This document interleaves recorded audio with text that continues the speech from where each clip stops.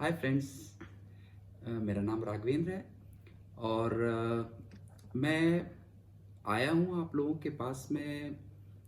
बहुत सारे different topics होते हैं जो पॉलिटिक्स से रिलेटेड हैं, इकोनॉमिक्स से रिलेटेड हैं, बिजनेस से रिलेटेड हैं और करंट अफेयर्स के स्पेशली बहुत सारे टॉपिक्स ऐसे हैं जिस पे सब डिस्कशन तो कर रहे हैं, लेकिन क्लियरिटी नहीं आ पाती और क्लियरिटी नहीं होने की वजह से बहुत सारे इश्यूज आते हैं। तो मैंने आज का जो टॉपिक बनाया है उसमें बेसिकली कृषि कानून को लेकर के लोगों के क्या भ्रम है और एक अनबाइज्ड ओपिनियन दी है कि इसको इसमें कितनी सच्चाई है, कितनी कमियां हैं और एक बैलेंस्ड अप्रोच है और डेफिनेटली ये आप लोगों को हेल्प करेगा अंडरस्टैंड करने के लिए कि एग्जैक्टली कृषि कानून कितना अच्छा है और अगर कमियां हैं तो क्या कमियां हैं। अगर आप लोगों को देखने के बाद में ये पसंद आता है तो कृपया करके ज़रूर इसको लाइक करें, कमेंट्स करें, शेयर करें, सब्सक्राइब करें। और एक बहुत इंपॉर्टेंट चीज़ है कि अगर इससे रिलेटेड आपको कोई और टॉपिक्स चाहिए तो आप कमेंट्स बॉक्स में ज़रूर लिखें। इन केस में आपको लगता है कि कुछ चीज़ और रह गई है इसमें, जो और इन्फॉर्मेशन आपको चाहिए उससे रिलेटेड, तो आप कमेंट्स बॉक्स में ज़रूर लिख करके भेजें। अभी कुछ दिनों से कृषि कानूनों के ऊपर में बहुत ज़्यादा वाद विवाद चल रहा है। कभी कभी सोच करके ये लगता है कि जो दिख रहा है क्या वो सही है? क्या ये किसान जो कानून बनाए हैं सरकार के द्वारा वो वाकई इतने ज़्यादा खतरनाक हैं कि आज किसान सड़कों पर है और जो कल हुआ 26 जनवरी को जो हुआ वो तो अपने आप में ही एक ऐसा इंसिडेंट जिसके बारे में कोई कल्पना भी नहीं कर सकता। हजारों लाखों किसान बाहर निकल करके आ रहे हैं। कभी कभी ये सोच करके लगता है कि क्या ये किसान का मूवमेंट अपना खुद का मूवमेंट है या ये कुछ प्रायोजित है। एक बार को ऐसा लगता है कि प्रायोजित है और कभी कभी ऐसा लगता है कि नहीं, इसमें कुछ तो बात है। अगर कुछ बात ना हो तो कितने लोगों को ये बरगलाया जा सकता है।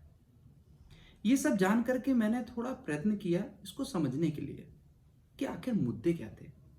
मुद्दे, जब मैंने कृषि कानून, जिसको 3 कानून ये लोग बोल रहे हैं, सभी लोग बोल रहे हैं कि काले कानून हैं और काले कानूनों को वापस करना है। उन काले कानूनों के बारे में 3 तरह के कानून। एक तो वो कानून है जो बिजली से संबंधित था, जिसमें बेसिकली किसान ये चाहते थे कि जो पैसा, जिस तरह से सब्सिडी सरकार देना चाहती थी कि पहले आप बिजली का बिल पूरा जमा करो और बाद में जो जिसके ऊपर में जितनी सब्सिडी बनती है गवर्नमेंट की तरफ से पे कर दी जाएगी। बट लोगों के दिमाग में, किसानों के दिमाग में क्या चीज चल रही है? किसानों के दिमाग में चल रहा है गैस सिलेंडर। जब गैस सिलेंडर में सब्सिडी चालू हुई तो क्या हुआ कि पहले हमारे अकाउंट में कुछ पैसे आते थे, फिर कुछ दिनों के बाद में नरेंद्र मोदी जी, देश के प्रधानमंत्री, ने सबसे आकर आह्वान किया कि भाई जो जिनकी क्षमता है उस सब्सिडी को छोड़ने की, वो कृपया करके उसको छोड़ दें। कईयों ने छोड़ भी दिया। फिर प्रश्न उठा कि क्या ऐसा ही किसानों से इस सब्सिडी को जो बिजली पर प्राप्त होगी वो वापस करने के लिए सरकार या तो प्रोत्साहित करेगी और या खत्म कर देगी। दोनों ही केसेस में लोगों को, किसानों को बरगलाने का अच्छा मौका मिल गया। भले ही नियत कितनी भी अच्छी हो, इस जगह पर एक बात तो तय हो गई कि जो व्यवस्था, प्रेजेंट व्यवस्था है, जो 70 साल की व्यवस्था है, उससे प्रेजेंट गवर्नमेंट कुछ चेंजेस लेकर के आना चाहती है। दूसरा कानून था, वो था एसेंशियल कमोडिटी एक्ट पर। हम सब लोगों को मालूम है कि देश में कई ऐसे उत्पादन हम सरकार करती है जिसके ऊपर में आप सामान की जो स्टैकिंग है वो एक पर्टिकुलर क्वांटिटी से ज़्यादा नहीं कर सकते।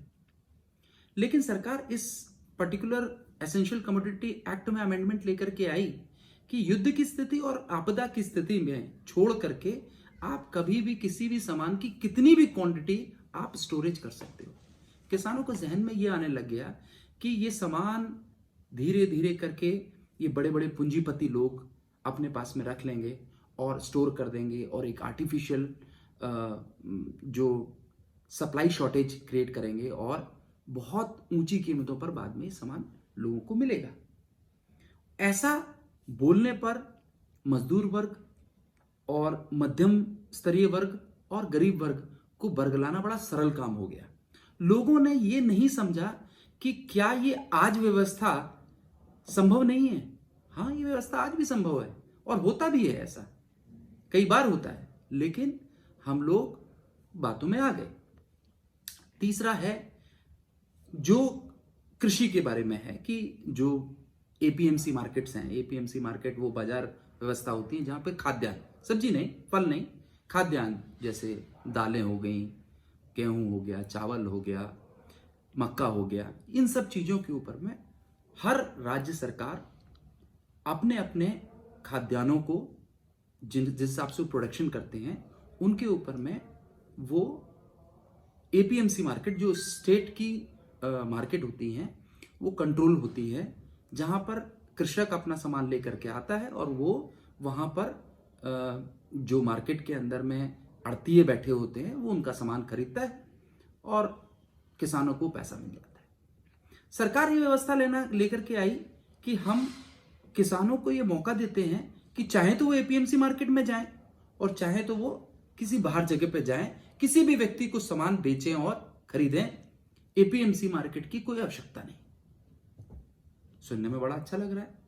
मतलब जो 1991 से पहले भारत देश में था, हमारी जो अर्थव्यवस्था थी वो सिकुड़ी हुई थी, हम ओपन अप नहीं थे, फिर धीरे धीरे हम ओपन अप हुए। आज 1991 से लेकर के 2021 के बीच में भारत विश्व की 5वीं सबसे बड़ी अर्थव्यवस्था बन गया। तो क्या ये सेम कृषि में नहीं होगा? लेकिन लोगों को फिर बरगलाया गया कि नहीं नहीं, एपीएमसी मार्केट खत्म हो जाएंगे। कैसे हो जाएंगे? क्योंकि प्राइवेट वाला आदमी एपीएमसी मार्केट से ज्यादा पैसे देगा तो धीरे धीरे करके कृषक जो है एपीएमसी मार्केट छोड़ देगा और वहां पर जाकर के सामान खरीदने लग जाएगा। और जब एपीएमसी मार्केट में कोई खरीदने के लिए सामान नहीं आएगा तो एपीएमसी मार्केट अपने आप ही खत्म हो जाएगा। इस व्यवस्था को लोगों के जहन में डाला तो कृषकों को लगा कि हाँ, वाकई ऐसा होने वाला है, क्योंकि बाद में ये जब एपीएमसी मार्केट खत्म हो जाएंगे तो जो उद्योगपति हैं, और कुछ भारत के बड़े बड़े उद्योगपतियों का नाम लेकर के गिनाया गया कि वो पैसा लगा रहे हैं कृषि में, जिसके बाद में ये सारा का सारा सामान जो है वो खरीद लेंगे और फिर किसान लेकर के सामान इधर उधर घूमेगा। ये सिचुएशन ने ऐसा पैनिक क्रिएट कर दिया आज की डेट में कि कृषक को समझ में नहीं आ रहा कि सही क्या है और गलत क्या है। मेरा सभी किसान भाइयों से सिर्फ एक ही रिक्वेस्ट है कि कृपया करके उस संगत में बैठने से पहले एक बार किसी पढ़े लिखे आदमी से वो एक्ट की कॉपी निकाल करके जरा उसको देखें। हाँ, वाकई ये सही है या सिर्फ आपको बरगलाया जा रहा है। दूसरा चीज, बहुत इंपॉर्टेंट चीज है, जिस बात को लेकर के बार बार पूरा का पूरा अपोजिशन गवर्नमेंट और कृषक के जो सो कॉल्ड 40 संगठन है वो चिल्ला रहे हैं प्राइवेट प्राइवेट प्राइवेट प्राइवेट। मेरे को पूछिए, आज की डेट में मेरे पास में क्या चीज है मेरे घर में जो प्राइवेट नहीं है? ये पंखा बनाने वाली कंपनी भी प्राइवेट है, ये टीवी बनाने वाली कंपनी भी प्राइवेट है, ये बेड बनाने वाला कारीगर भी प्राइवेट है, मेरे घर पे बिजली जो आती है वो भी प्राइवेट कंपनी की तरफ से डिस्ट्रीब्यूशन होता है, मेरे यहां पर जो गैस आती है वो भी प्राइवेट है। तो क्या उन्होंने मेरा घर कब्जा कर लिया? ये चीज बहुत सोचने की है।